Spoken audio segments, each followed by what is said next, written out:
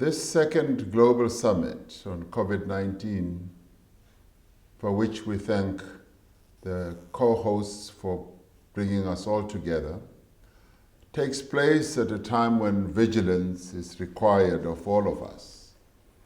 As the international community, we are all working towards a swift social and economic recovery, but the threat of new waves and the emergence of new variants is ever present because COVID-19 is not over yet. To avoid a return to the catastrophic early days of the pandemic, we need to get many more people across the world vaccinated. We need to expand access to testing and treatment. We also need to be better prepared for future health crises and generate the financing to do so. South Africa, therefore, supports the formation of the fund as a mechanism to finance global health security. The global health recovery will not be inclusive so long as millions of people in developing economy countries remain unvaccinated. Africa has one of the world's lowest vaccination rates at 16%, and coverage in low-income countries is still under 13%. As African leaders, we are committed to achieving a higher rate of vaccine coverage through mass campaigns across the continent. We continue to advocate for a TRIPS waiver in the WTO to improve global access to vaccines, therapeutics, and diagnostics so that the objective of having locally made vaccines is achieved. To get more life-saving vaccines to those in need, South Africa is donating 5 million doses of Pfizer vaccines and 10 million doses of J&J vaccine to other African countries to pledge our solidarity with those countries that are not able to access vaccines easier.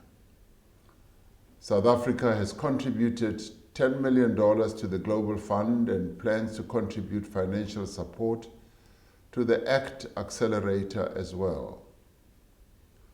To address low testing rates, African Union member states have committed to target a 200 million COVID tests by the end of 2022. At the same time, we will be implementing the Africa CDC's enhanced surveillance strategy for community-based testing, wastewater testing, and sentinel surveillance.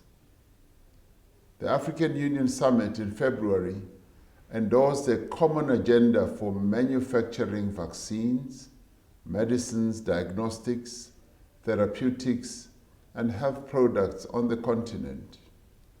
The continent's largest COVID-19 vaccine manufacturing plant opened in South Africa last year, and the WHO supported South Africa to become the center of the mRNA process and to have hubs for tech transfer in other countries such as Egypt, Senegal, Tunisia, Kenya, and Nigeria.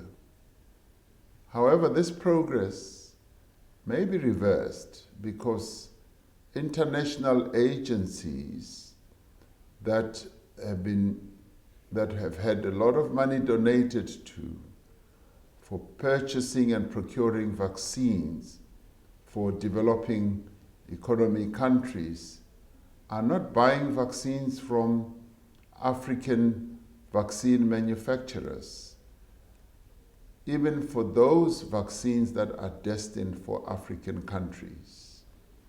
This immediately just devalues the whole process of local manufacturing and local production of vaccines. This, ladies and gentlemen, must change.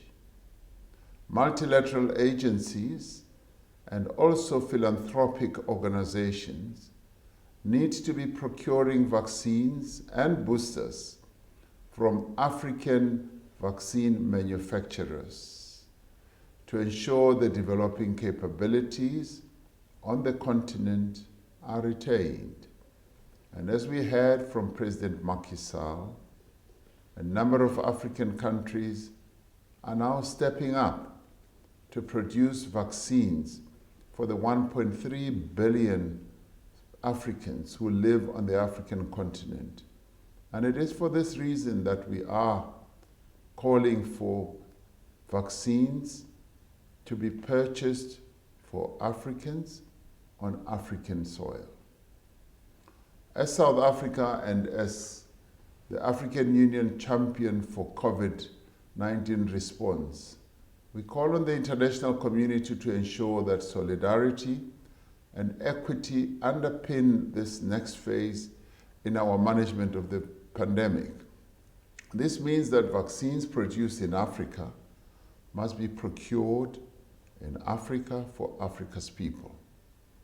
This is vital for the continent's health security now and into the future. I thank you.